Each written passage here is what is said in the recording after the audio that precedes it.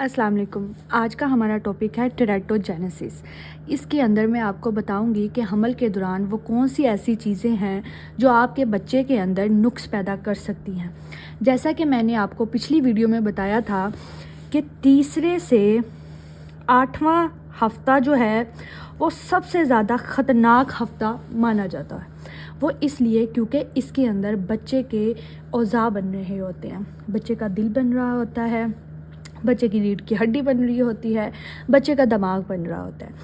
अगर कोई हामला ख़वातीन उन चीज़ों से इफ़ेक्ट हो जाए तो उसकी वजह से बच्चे को कंजेनिटल मेल फॉर्मेशन होता है।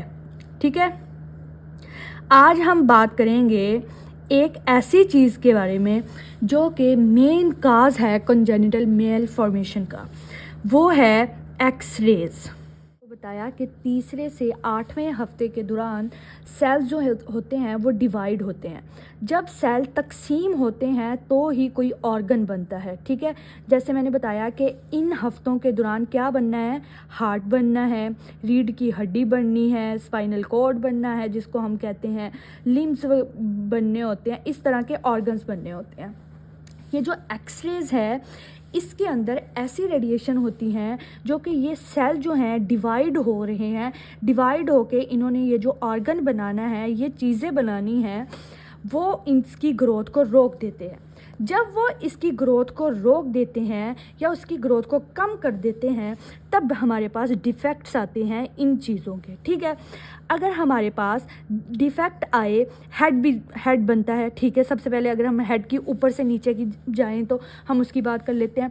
अगर हेड जो है उसकी डिफॉर्मिटी आएगी तो बच्चे के अंदर दिमाग जो है वो छोटा बन जाएगा। ठीक है, दिमाग छोटा हो जाएगा जिसको हम माइक्रोसेफली कहते हैं। ठीक है, बच्चे के अंदर स्पाइनल कॉर्ड के डिफेक्ट हो सकते हैं जिसको हम स्पाइना बाइफिडा कहते हैं। वो आपने देखा होगा कि ये जैसे रीढ़ की हड्डी है, मैं इतनी अच्छी नहीं हूँ ड्राइंग में लेकिन फिर भी ट्राई कर रही हूँ आपको समझाने के लिए।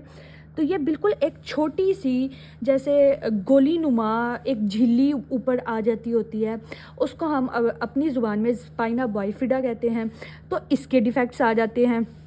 फिर अगर हम बात करें लिम्स के, तो अगर ये रेडिएशंस पड़ेंगी हमारे लिम्स के सेल के ऊपर तो लिम्स जो हैं जैसे हमारी उंगलियां, हमारे हाथ, हमारे पाँव, हमारी टांगें वगैरह, ये जो हैं ये छोटी हो जाएंगी।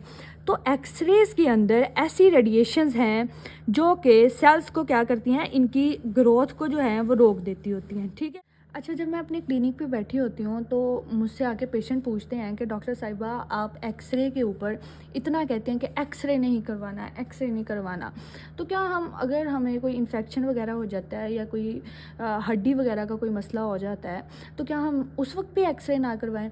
तो ऐसा बिल्कुल नहीं है। आप अपने जो रिलेटिव डॉक्टर हैं, जो आपके डॉक्टर होंगे, आप उनसे रब्ता करें। अगर उनको ज़रूरी लगेगा तो आप एक्सरे करवा सकते हैं। और ये जैसे कोई हड्डी का मसला हो गया, थोड़ा बहुत आप ख़ुद से एक्सरे जो है ना वो उससे जितना दूर रहेंगे वो उतना बेहतर होगा।